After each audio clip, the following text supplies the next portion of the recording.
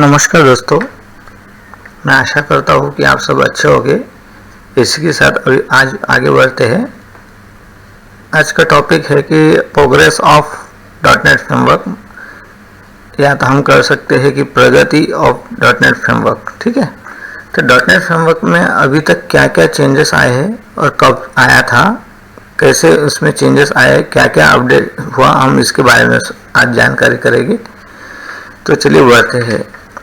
देखिए, dot net framework पहला version 2000 में आया था, उसके बाद 2005 में सेकंड वर्जन आया 2.0, जिसके अंदर सिर्फ कॉमन लैंग्वेज रन टाइम था, जो मेन कोर है, जिसके बेस पे आगे के सब काम होने वाले हैं। ठीक है, उसके बाद उन्होंने कुछ क्लासेस बनाए जो हमारे लिए बहुत आसान हो काम करने के लिए, जैसे कि अगर हमें कोई फाइल चूज करनी है, या हमें कोई एक्सेल से राइट करना है, या हमें कोई थर्ड पार्टी लाइब्रेरी यूज़ करनी है, तो वो हमारे डॉटनेट फ्रेमवर्क डॉटनेट फ्रेमवर्क में हम यूज़ करके अच्छे से इम्प्लीमेंट कर सके। ठीक है, उसके बाद ये जो डॉटनेट फ्रेमवर्क 2.0 था, इसमें बेसिक चीज़ आई थी, जैसे विंडोज़ एप्लीकेशन बना सकते हो आप, ASP.NET में वेबसाइट बना सकते हो, वेब फॉर्म। ठीक है, और डेटाबेस से कनेक्टिविटी करने के लिए ADA.NET आया। अब ADA.NET में क्या हुआ कि एक इंटरफेस की तरह है कि अगर आपको SQL में कनेक्ट करना है डेटाबेस, तो आप कनेक्ट कर सकते हो, है ना। आपको Excel as a data source connect करना है तो कर सकते हो, आपको एक्सेस कनेक्ट करना है तो आप कर सकते हो। उसी तरह अगर आपको किसी और डेटाबेस से कनेक्ट करना हो तो आप ODBC के ज़रिए कनेक्ट कर सकते हो। तो ADA.NET में पूरा आपका डेटा सोर्स से कनेक्टिविटी का क्लासेस इसके अंदर आए। ठीक है, तो ये हो गया आपका डॉटनेट फ्रेमवर्क 2.0 के फीचर्स। उसके बाद आया 2006 में 3.0, जिसके अंदर आया WPF, जिसे कहते हैं विंडोज़ प्रेजेंटेशन फाउंडेशन। ठीक है, उसके बाद आया WCF, फिर WF और कार्डबेस।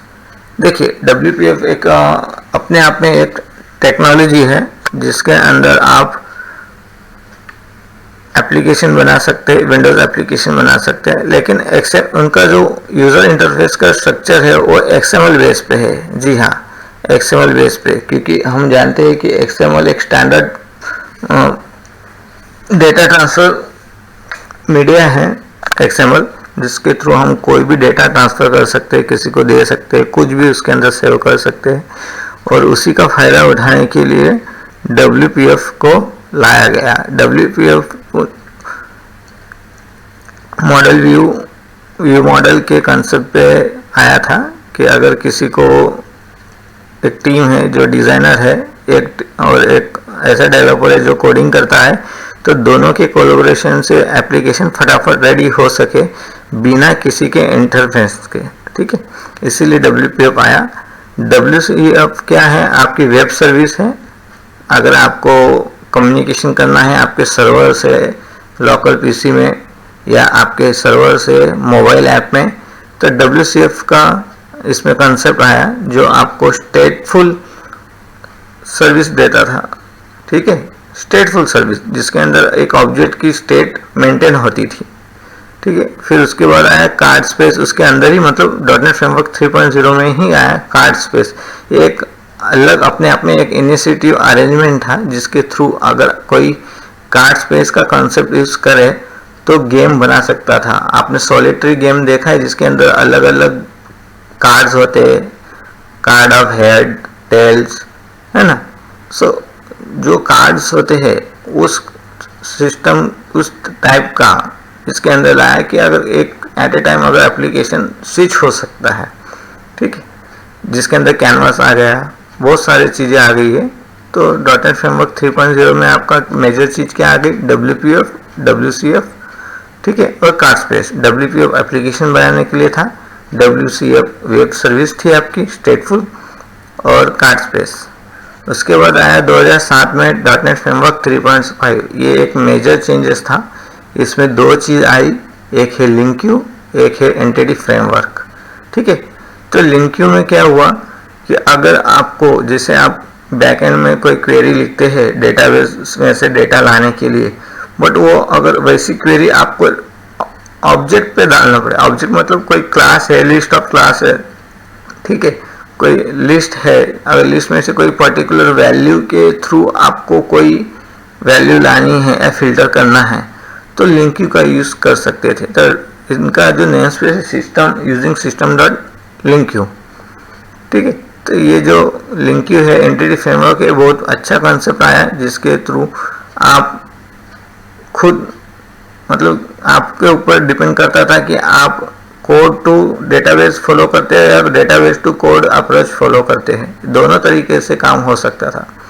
फिर आया .NET 4.0 2010 में, इसमें भी मेजर चेंजेस आया, वो है पैरेलल लिंक क्यू और पैरेलल टास्क लाइब्रेरी। ये दोनों ही कंसेप्ट पैरेलल प्रोग्रामिंग से रिलेटेड है। मतलब अगर आपके प्रोसेसर में 2 कोर है या 4 कोर है ना, कोर टू डीओ या डीओ कोर जो भी थे, उनमें क्या होता था कि 2 प्रोसेसर 4 प्रोसेसर, अब i7 में 8 प्रोसेसर इस तरह से आने लग गए हैं, ठीक है।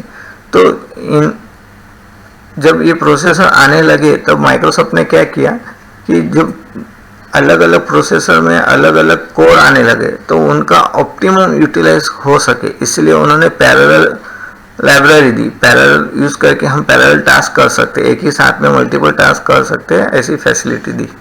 उसके बाद 2012 में आया .NET 4.5। जी हाँ, इसके अंदर मोस्टली फोकस किया हुआ था कि अगर Windows technology .NET framework use करके मोबाइल एप्लीकेशन बनाया जाए। जैसे आपको पता ही होगा विंडोज़ 8 आया था, 8.1 आया था, है ना, विंडोज़ 7 के फ़ोन आए थे, तो उन फ़ोन में एप्लीकेशन सपोर्ट करने चाहिए। मतलब कोई एप्लीकेशन बना रहा है तो वो विंडोज़ में भी चले और मोबाइल में भी चले, इसीलिए